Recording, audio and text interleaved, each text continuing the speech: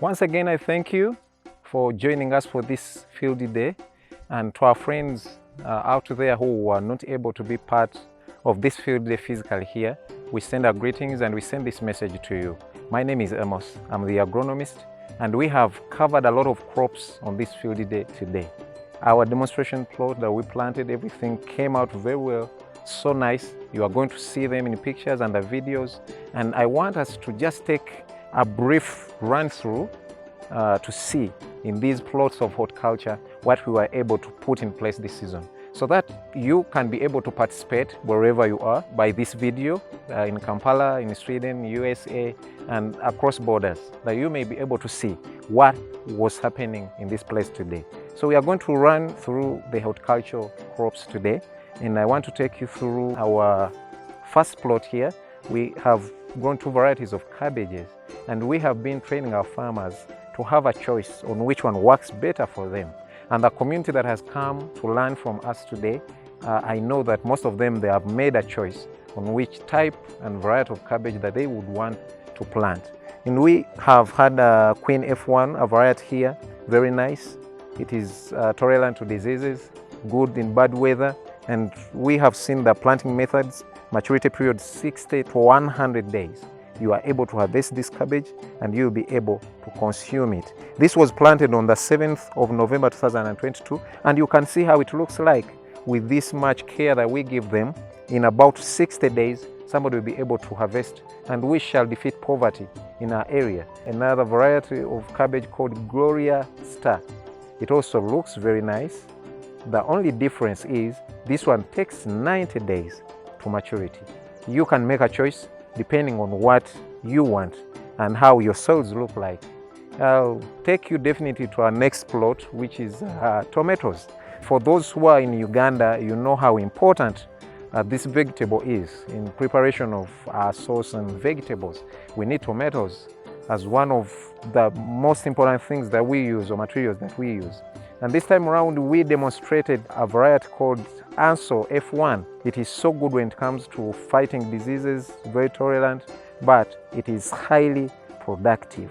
So we encourage our farmers to look at this variety, learn the technology, and be able to put it in their gardens. This video is made for you so that you're able to make an informed decision if you are a farmer out there and you would want to grow tomatoes.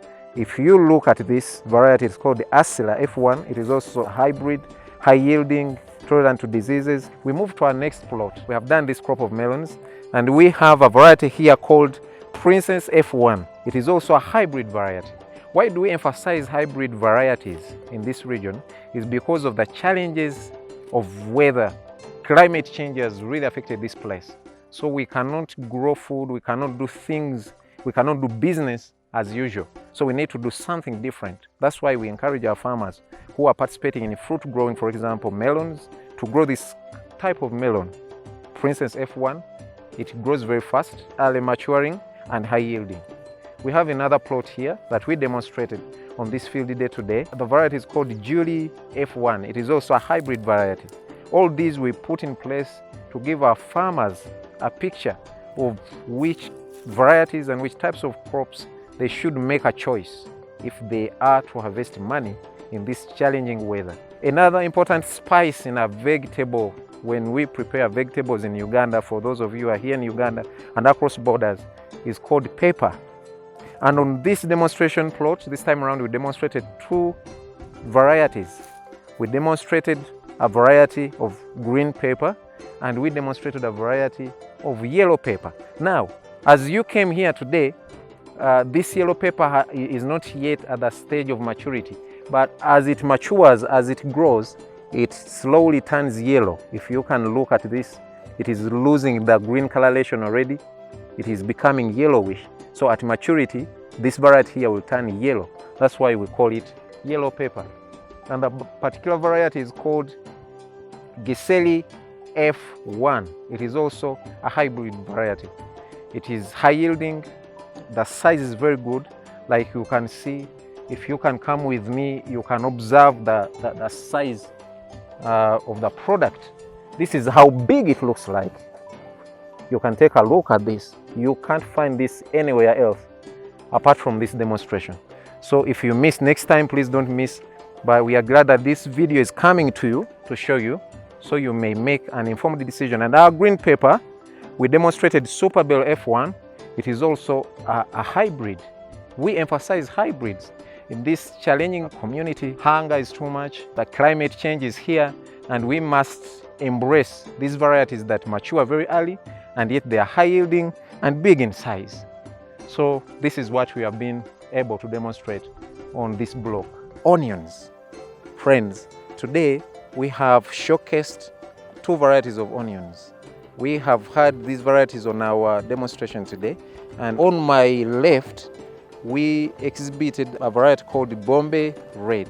Now this variety is very good. It puts on really a big and hard, well-packed bulb down there. So for you who understand how onions work, the chefs out there and the mothers who use this spice and vegetable, you know what it means to have a big bulb. When you go to the market, you really want to look for an onion with a big bulb. So Bombay Red is very good for salad because it's really big, and it is watery, so it is very easy to cue. It is crunchy, very nice. You like it. We would encourage you to do this on your farm, on your kitchen garden, on your plot.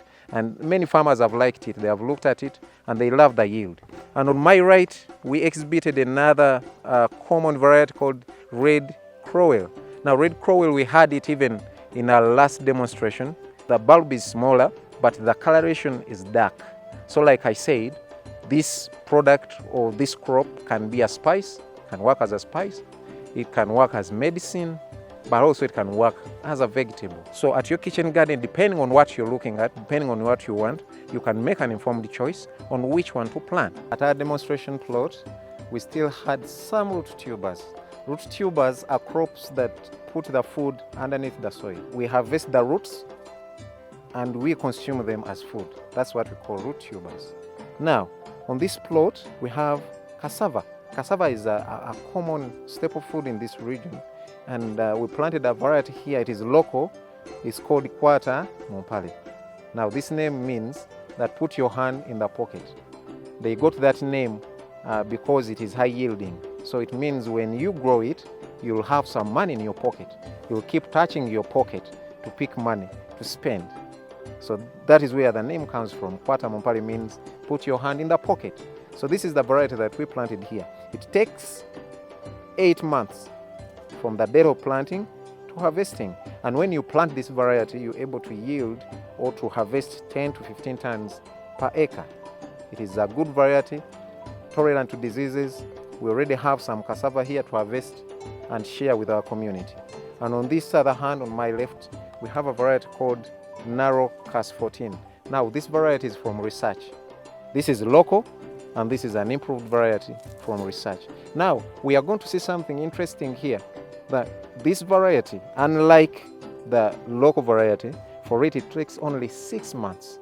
So if you want to choose something to plant in areas of low rains, your seasons are short, it would be better for you to choose this variety because it takes only 6 months. And if you're planting for food and you want to have food security in your house, it is still important that you plant the type of cassava or the variety of cassava that is early maturing. So Narrow Cas 1 would be very good for you. Again, if you're out there, you need to make an informed decision. I know you weren't part of us today physically, but this video can help you to make a choice on which kind of cassava you want to plant. This variety, Narrow Cas 1, if you plant it in an acre, you're able to harvest 25 to 30 tons. And you are able to make some money. Again, I want to appreciate you. We have come to the end of this video. And like I said, I'm so glad that you're learning something. My joy as an agronomist or as a teacher of farming is that you are doing the right thing and you are harvesting like you are supposed to harvest. Not to plant so much and harvest very little. I don't like to see farmers who are frustrated. That's why we make an endeavor to put up something like this for you to come here and learn. I want to send our greetings to you from this Farmer Field School. This is Just Earth Uganda. We appreciate you so much. Thank you for watching, and we are waiting for you next year, same time, for the Field Day. God bless you.